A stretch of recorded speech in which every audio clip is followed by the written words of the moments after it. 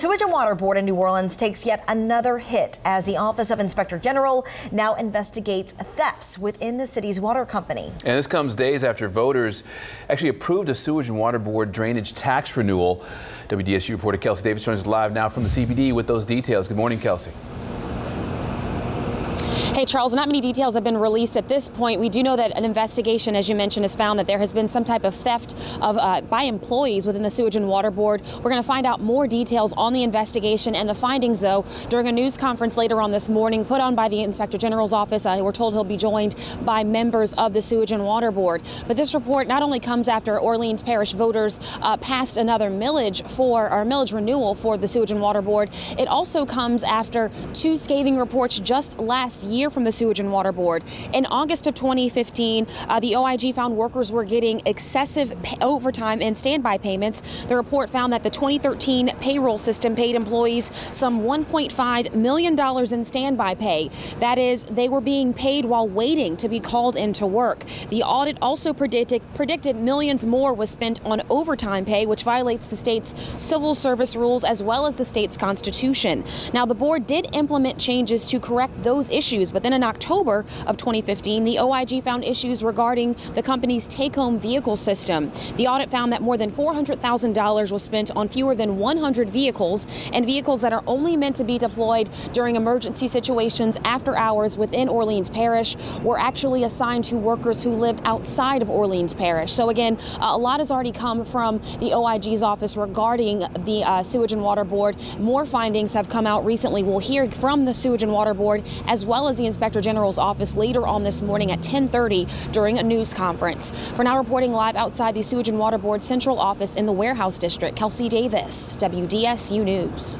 And make sure you stay with WDSU throughout the day. We're going to bring you more information on this investigation on air and online. And if you don't already have it, you can download the WDSU smartphone app to get those updates in an instant. And speaking of money, Louisiana is falling more in the red. Our state is now facing a new $300 million budget gap on top of the $300 million shortfall that's rolling over from the last fiscal year. Economists say that this is all because the state hasn't collected as much tax revenue as it originally thought that it would, following a series of tax raising measures implemented during the special session.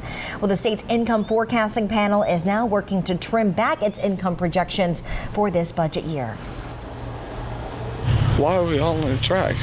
Dude, I know y'all see the train coming. We all say it all the time. Yeah, how can you not hear these things?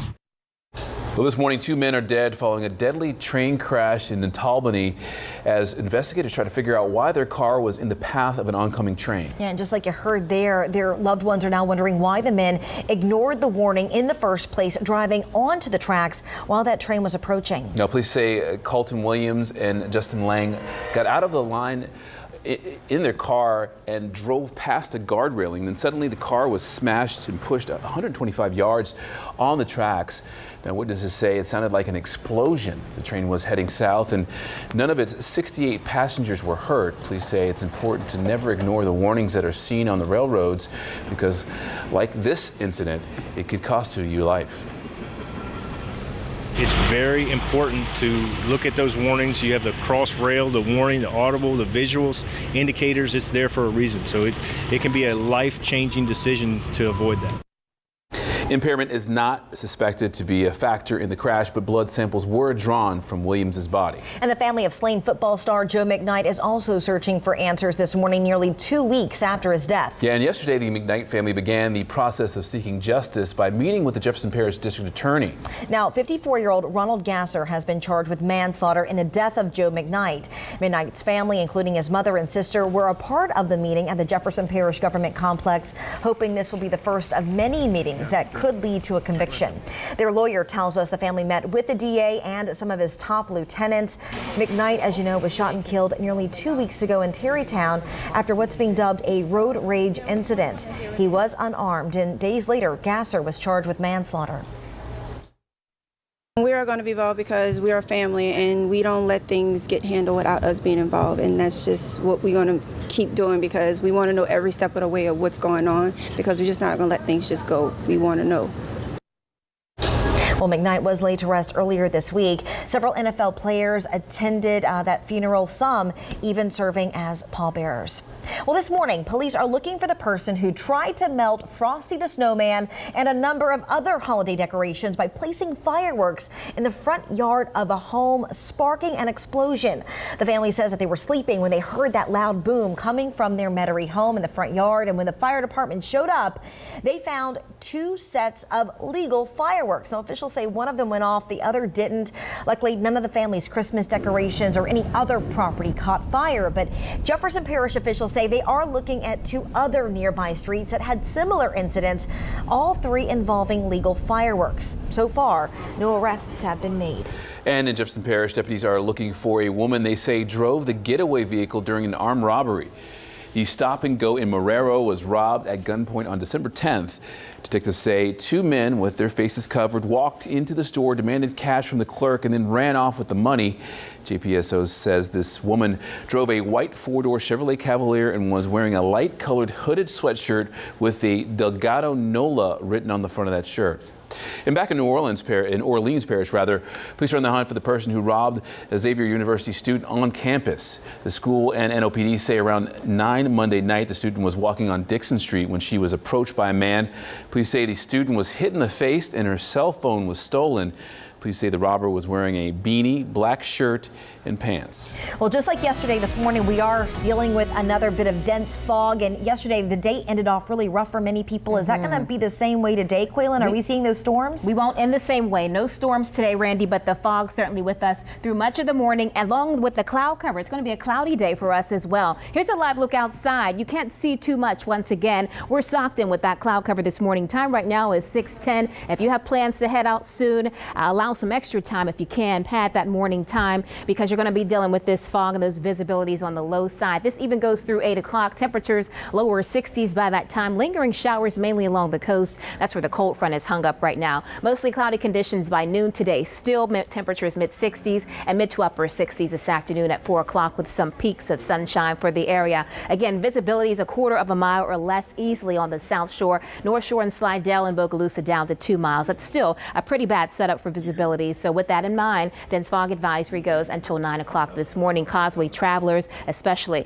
keep that in mind as well. Kelly will have more on that in just a couple seconds, actually minutes. Temperatures right now, upper 50s, low 60s, North Shore, South Shore, low to mid 60s. A coolish start to the morning. Clouds hanging around. Here are the showers. They're offshore right now. That's where we find that cold frontal boundary as well. Behind the front, the colder air setting up, especially to our north, and some of that cool air starts to drain in later on tonight. Hour by hour this morning, temperatures heading into the afternoon, actually middle 60s. Clouds still hanging around. A gradual clearing of the skies later on tonight. Into the morning hours of Thursday, looking at the 40s out the door. Highs tomorrow only in the 50s, and then another drop off in temperatures Thursday night into the 30s and 40s for both sides of the lake. We'll show you a detailed look at that in less than 10 minutes right now, 6:11, to check out the roadways with Kelly Brown. All right, good morning, commuters. If you're headed out the door this morning, make sure you use those low beams. Here's a look at I-10 at Loyola. We're seeing lots of movement. Headlights and taillights moving right along. No delays on your drive in from Metairie or Kenner. Here's a look at your drive across the causeway. Now we have fog restrictions in both directions across the causeway. The southbound side is being convoyed at this time. One lane open, the left lane remains closed, so only the right lane is open. So definitely give yourself some extra time if the causeway is a part of your morning commute. It'll take you 26 minutes to get from the North Shore to the CBD. Now if you're headed as soon as you step off of the causeway, things looking really good. Airline and Earhart looking really good this morning. Also, the Crescent City connection looking great. No worries for you across the CBD this morning. I'm Kelly. That's a look at your time saver traffic. Well, it's 6:12 now. Breaking news: despite a ceasefire deal just brokered in Syria after a deadly siege in Aleppo, fighting is gearing up again.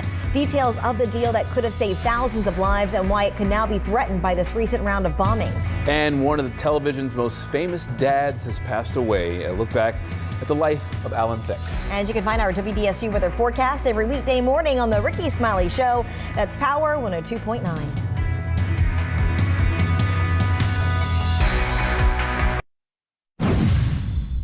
6:15 now, in breaking news out of Syria, a fragile ceasefire deal that could have saved thousands of lives may be on the verge of collapsing following reports of new fighting this morning in the city of Aleppo. And Nicole Killian is live in Washington with the latest. Good morning, Nicole. So what do we know right now?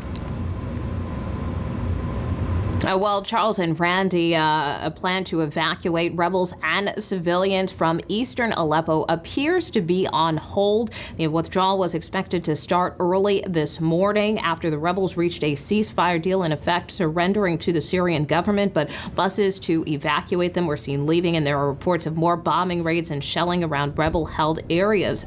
It comes amid a key turning point in the civil war after Syrian government forces, with Russia and Iran's backing, launched a deadly siege to retake the city. This morning, a top European Union official called on the Syrian government to do their utmost to spare civilians. Back to you. And Nicole, we know these opposition rebels were backed by the U.S., so how's the administration responding? Well, we haven't seen much reaction since, things appear to have escalated overnight. However, certainly administration officials have been somewhat critical. For instance, U.S. Ambassador to the UN, Samantha Power, has been critical of Syria, Russia, and Iran, saying that they know no shame. Now, this morning, we also heard from Russian Foreign Minister Sergei Lavrov, who dismissed any new Syria talks with the United States as pointless. He also complained that every time a deal is reached, the U.S., quote, rolls back on the agreement. Back to you. All right, Nicole Killian in Washington for us. Thank you very much. An opposition official told the Associated Press there were 800 sick and wounded people requiring immediate medical evacuation from eastern Aleppo. When topping your news from across America this morning. Newtown, Connecticut will mark the 4th anniversary of the Sandy Hook massacre later today with a moment of silence and a prayer service. On December 14th, 2012, gunman Adam Lanza opened fire on Sandy Hook Elementary, killing 20 students and 6 educators before killing himself. Beginning at 9:30, people will observe 15 minutes of reflective silence to remember the lives lost. Today will also be a full day of classes for students, which will include quiet reflection and age-appropriate messages for them. Local clergy are also expected to lead a private prayer service with staff before classes begin. And later this morning, the National Highway Traffic Safety Administration will announce an important development to end drunk driving on U.S. roads. Now, a study last year found that the number of drivers with alcohol in their system has declined by nearly 1/3 in the past decade. In 2014, there were nearly 10,000 deaths in motor vehicle crashes involving an impaired driver with a blood alcohol level of 0.08 or more. An average of 1 alcohol-impaired driving fatality happened every 53 minutes. Well, the dangers of Christmas trees will be on full display today as the University of Maryland hosts a fire safety demonstration. Crews will do experiments on both natural and artificial Christmas trees to show their burning behaviors.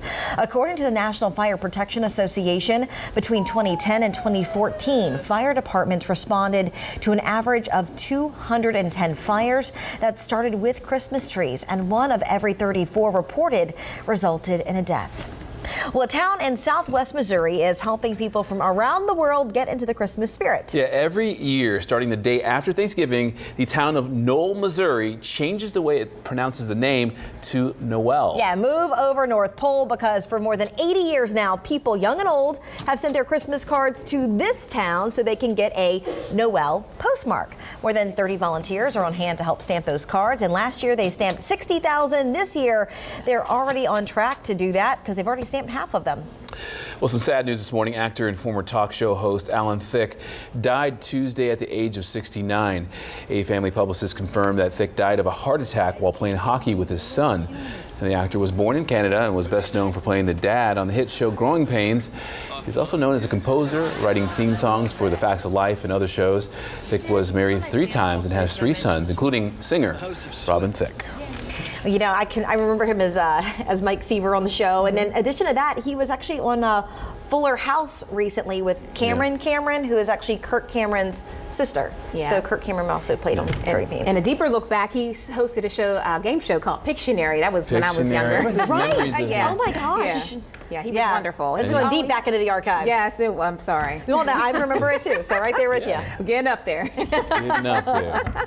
Anyway, the fog, we want the visibilities to go up, but they're not up this morning. Unfortunately, they're very low visibilities, down to 0 for some spots. A live look outside, our photographer Patrick Roberts capturing this shot out of the CBD. You can see blurred billboards this morning, usage of low beams on those roads. So be careful out there. Allow that extra time. Don't expect a big warm up again today either. We're looking at temperatures only in the 60s. That'll put us 15 to 20 degrees below where we were yesterday for afternoon highs. Cloudy skies this morning, cloudy skies through the afternoon. Showers wrapping up generally along the coast this morning. Here are the numbers for visibilities. Again, big hits taken for the South Shore. North Shore seeing some patchy to dense fog for Slidell, Hammond, and Bogalusa, those reporting sites. So again, that dense fog advisory in place until 9 o'clock. Be careful over the causeways and over areas on the South Shore as well. First cup weather this morning, 62 degrees for Slidell, 61 in Gentilly, 62 for Kenner, and all areas seeing that fog this morning. Temperatures for the North Shore starting to drop into the 50s for Bogalusa and Hammond.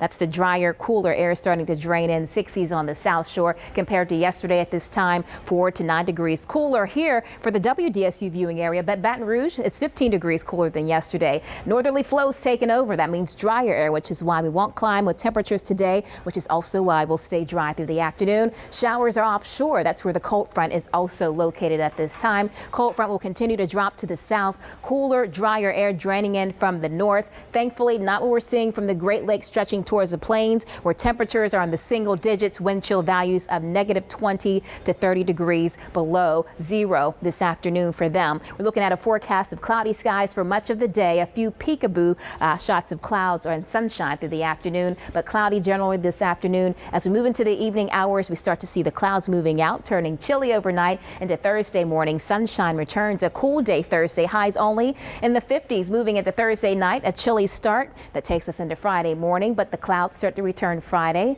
A mild setup. We're back to 70 degrees on Friday, and the showers start to approach Friday night. Maybe a 10% chance of spotty showers. We'll have a better chance of rain as we move into the weekend, especially Sunday, a chance for some strong and severe storms. Highs today again in the 60s with cloudy skies. Lows tonight 30s for some spots on the North Shore, generally around Bogalusa and areas around Macomb. 47 to 50 on the South Shore. Here's at 70 forecast. By Saturday, close to 80, back into the 60s on Sunday. That's as a cold front rolls through. Again, strong storms possible then, and highs in the 50s Monday and Tuesday. At 6:22, that's a look at your weather. Now here's traffic with Kelly Brown. All right, good morning, New Orleans East drivers. Your drive looks pretty good. Seeing some slight slowing as you make your way into the CBD, but nothing to really delay your drive. It'll only take you 7 minutes to get to the CBD from Chef. If you're headed back out to New Orleans East, just 7 minutes for you. Now, if you are coming into the CBD, check out this shot of I-10 at Claiborne. We see a lot of cars on the roadways this morning, but no delays, no accidents, no breakdowns across the Crescent City connection as well. Be sure to use those low beams and give yourself some extra time. Coming up from New Orleans East, 45, coming from the West Bank, 60. If you're coming across the causeway, keep in mind they're convoying the southbound side of the causeway. Northbound right lane only, southbound right lane only as well. We're seeing speeds at about 45 miles per hour. Over on the Huey P, looking good as well. 42 and 57 in Metairie and Kenner. I'm Kelly. That's a look at your time saver traffic. Kelly, thank you. Proposed power plant meeting with New Orleans East residents can sound off about the Michoud facility. And you can find our WDSU weather forecast every weekday morning on the Tom Joyner Morning Show on Old School 106.7.